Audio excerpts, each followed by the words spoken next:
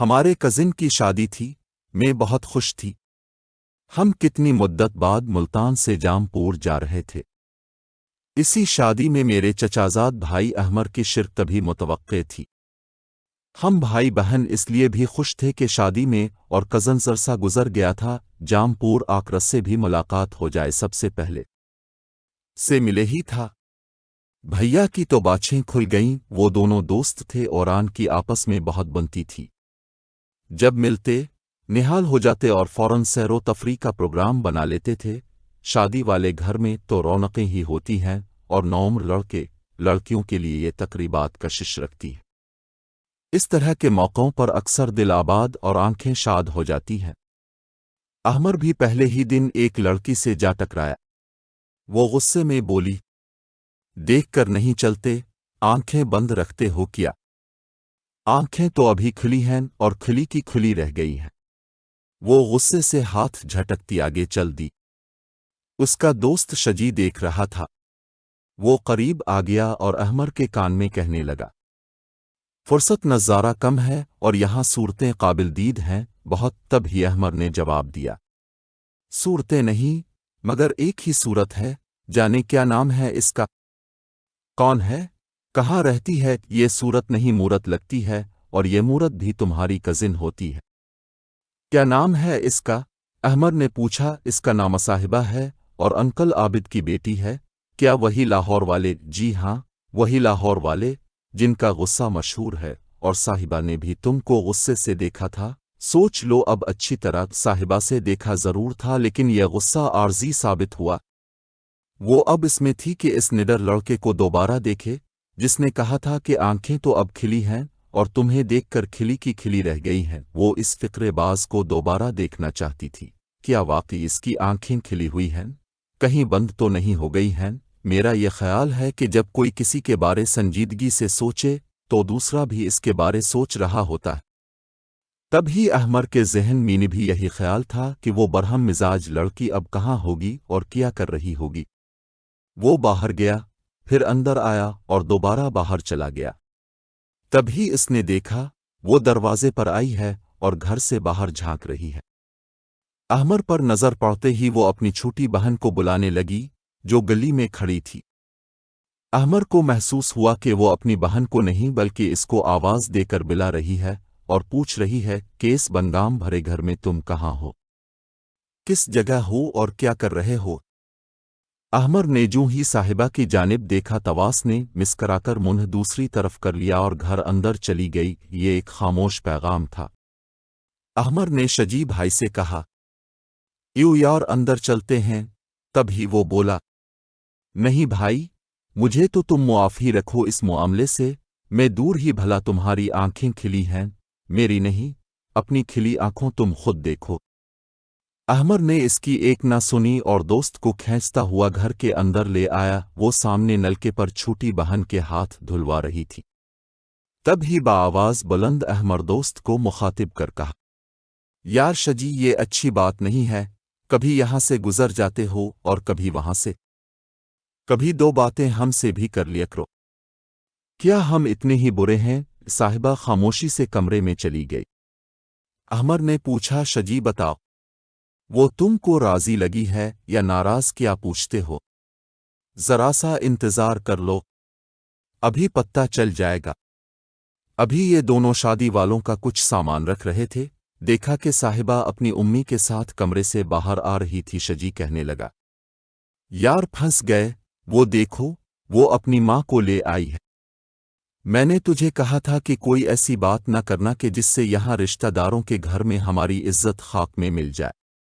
اب خیر نہیں، اس چھیوکری نے جا کر اپنی ماں سے شکایت کر دی ہے۔ جب آنٹی ان کے پاس آئیں تو شجی بھائی کی بری حالت تھی، ٹانگیں کانپ رہی تھیں۔ وہ انکل عابد کے غصے کو جانتا تھا۔ آنٹی نے پوچھا، شجی کہاں ہیں تمہارے ابو؟ ابھی وہ یہ پوچھ ہی رہی تھیں کہ نے آگے بڑھ کر ان کو سلام کیا۔ وہ خوش دلی سے بولے، جیتے رہو بیٹا۔ تبھی ان کی جان میں جان آ گئی۔ کس کے بیٹے ہو؟ انہوں نے احمر سے پوچھا۔ یہ حفیظ انکل کے بیٹے ہیں، شجی نے جلدی سے جواب دیا۔ ماشاء اللہ، इतने बड़े हो गए। वो हैरत से बोले, हम भी पहले मुल्तान में रहते थे और तुम्हारे घर आते जाते थे, फिर तुम्हारे अंकल का ट्रांसफर हो गया तो हम लाहौर आ गए। अब मुल्तान आइएगा आंटी। अहमर ने कहा कि अब ढारस हो गई थी। जरूर आएंगे, तुम भी जरूर आना लाहौर, बल्कि उम्मी को भी लाना। अहमर खुश हुआ। वो जिसको शिकायत समझ रहा था वो बात ना थी और आंटी से भी मुलाकात हो गई थी। चिल्लू अच्छा हुआ, उसने सोचा। वाकिफियत निकल आई है। अब मैं उम्मी अबू को उनके घर भेज सकूंगा। साहिबा को हासिल करने का ख्वाब उसे पूरा होता दिखाई देने लगा। अगली सुबह नाश्ता मेहमानों तक पहुंचाना अहमर और शजी के जिम्मे था। ये सब को नाश्ता दे रहे थे, तभी अहमर की मामूजाद आयशा बोली, उनको जानते हो? नहीं। अच्छा, उधर एऊ, मैं तारुफ करा दूं, ये हमारी कजिन साहिबा हैं, लाहौर से आई है। अंकल आबिद की बेटी है। उसने तारुफ कराया। आयशा दुल्हा की बहन थी। ये कहाँ रहती है? अहमर ने शरारत अनजान बनकर पूछा। अपने घर में रहती हूं, साहिबा ने बरजस्ता जवाब दिया। सब ही लड़कियां जो नाश्ता की मेज पर मौजूद थीं हंस पड़ीं। अहमर भी खिसियानी हंसी हंसने लगा। तभी आंटी आ गईं। बोले, अहमर बेटा, ये लड़कियां नहर पर जाना चाहती हैं। तुम और शजी बड़ी गाड़ी चिल्लाना जानते हो, ले जाओ। बड़ी जीप अंकल ने दी और ये दोनों रिश्तेदार लड़कियों के टोले को लेकर नहर को रवाना हो गए। जब नहर पर पहुंचे सब उधर उधर भागे, मगर साहिबा नारे पर रुक गए। अहमर इसके पास पहुंचा तो वो नपे तले कदमों से चलने लगी। कोई बात कहनी है, मुश्किल है, बात जबान से अदा नहीं हो पा रही। ऐसी कौन सी बात करने में मुश्किल हो रही है? मैं चाहता हूं कि तालीम मुकम्मल करने शरीक हयात बनाओ है। अभी अहमर ने इसी कदर कहा था कि शजा चुल्लू यूं और भागते हुए नहर पर आ गए। सामने आमों का बाग था। चले गए, मगर अहमर ने साहिबा को रोक लिया और पूछा, क्या जवाब है तुम्हारा? तुम मेरे जवाब का इंतजार करना। उसने जवाब दिया और बाग में चली गई। मेहंदी वाली रात सब लड़कियां झूमर और लुड्डी डाल रही थीं, लेकिन साहिबा एक जानिब खड़ी थी। वो किस सोच में गुम थी। तभी अहमर उसके पीछे जा खड़ा हुआ और मुंह उसके कान के करीब करके बोला, मुझे जवाब चाहिए। अहमर की आवाज पर उसने मुड़कर देखा और घबरा गई। खुदा के लिए अब यहां से चले जाइए, कोई देख लेगा तो क्या कहेगा? अहमर ना तला तो वो मजबूर है कर बोली, अच्छा प्लीज आप अंदर कमरे में बैठिए, मैं अभी आती हूं। कि थोड़ी देर बाद मौका मिलते ही वो आ गई और कहा, मैंने आपके सवाल पर सोचा है। जवाब ये है कि मेरा और आपका साथ ठीक नहीं रहेगा। आप मुल्तान में होंगे और मैं लाहौर में। हम आसानी से एक दूसरे के घर आ जा भी नहीं सकते, फासिलों से डर गई हैं। अब मुझे दूसरों से मीम मुख्तलिफ पाएंगी। हमको जल्द लाहौर आना है किसी काम के सिलसिले में। तुम्हारे उम्मी अबू मुझे जानते हैं। मैं तुम्हारे घर आकर रहूंगा। इसके बाद मैं बहुत जल्द अपने वालिदैन को तुम्हारे घर भेजूंगा। साहिबा ने आंखें झुकाकर इकरार कर लिया। तभी वहां शजी भाई पहुंच गए। ये मजनू की जोड़ी यहां बैठी है और मैंने सारा घर छान मारा है। चिल्लू बाबर, दुल्हा साहिब को मेहंदी लगाते हैं कि मेहंदी वाली रात ख्वाब हंगामा रहा। अगली सुबह शादी थी। अहमर और शजी दोनों शादी के कामों में मसरूफ थे। जब भी वो घर के अंदर आते साहिबा मुंतजर नजर आती। अहमर के दिल में गुलाब खिल गए। इसी दिन अहमर ने एक रिश्तेदार लड़की बातें की। तभी इसने नोट किया कि इसको लड़के से महव गुफ्तगू देखकर साहिबा का चेहरा मुरझा गया था। इससे बर्दाश्त ना हुआ तो वो खुद ही करीब आ गई। अहमर ने कहा, अब जरा 2 मिनट के लिए मेरे साथ आइए। वो अपनी रिश्तेदार लड़की से माजरत करता हुआ इसकी तरफ आ गया। एक जानिब जाकर साहिबा बोली, ये सब क्या है अहमर? अहमर उसकी बेचैनी समझ गया और हंसता हुआ बाहर चला गया। शादी की तकरीब इख्तिताम पजीर हो गई। हंगामा तमाम हुआ। फिर वो दिन भी आ गया जब साहिबा अपने घर वालों के साथ लाहौर जा रही थी। उस वक्त अहमर बहुत उदास था।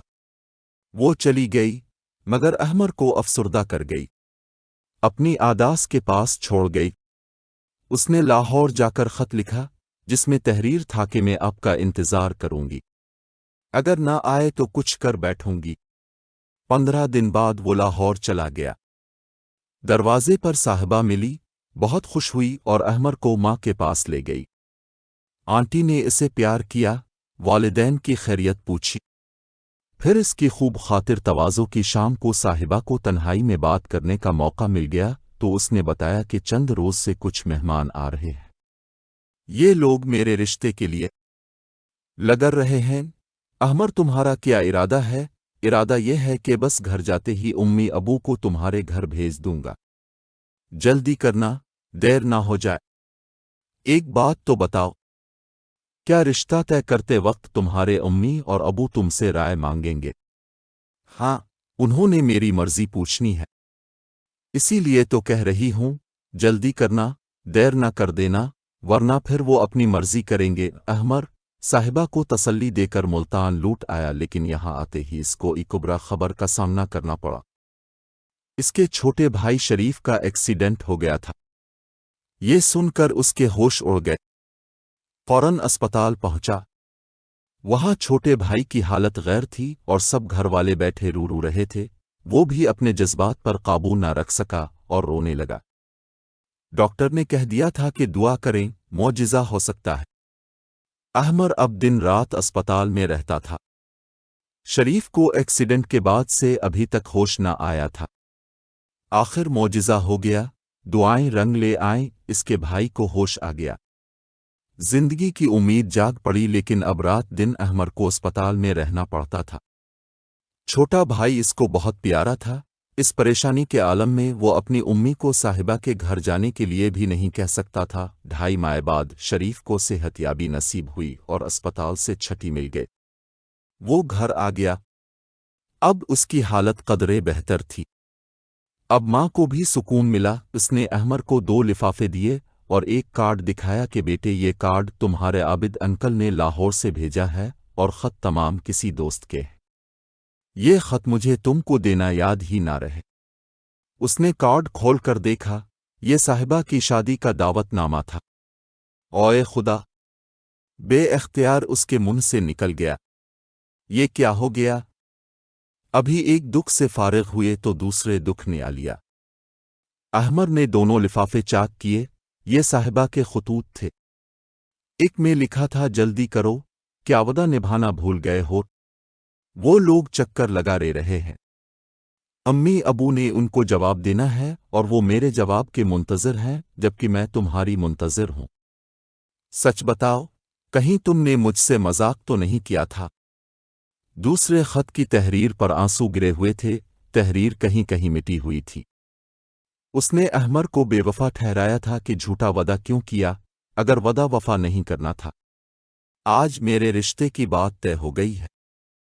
امی ابو نے میری مرضی پوچھی تھی، میں نیہا کر دی ہے۔ اگر تم بے وفا ہو تو پھر بھلا میں اپنے والدین کو کیوں ناراض کروں؟ آئندہ مجھ سے کسی قسم کا رابطہ نہ رکھنا۔ یوں صاحبہ پر آئی ہو گئی۔ وہ کیا جانے کہ احمر کی کیا مجبوری تھی۔ ہفتے بھر وہ بستر پر پڑا رہا، پھر اچانک اس کو کیا سوجی کے لاہور جانے والی کوچ میں بیٹھ گیا۔ آنٹی اس طرح تپاک سے ملے مگر اظہار ناراضی کیا کہ تم اور تمہارے امی ابو میری صاحبہ کی شادی میں کیوں نہیں آئے، جبکہ میں نے کارڈ بھی بھیجا تھا۔ تبھی اپنے چھوٹے بھائی کے ایکسیڈنٹ کا بتایا۔ باتوں باتوں میں آنٹی بتایا کہ صاحبہ ملتان بیا کر گئی ہے۔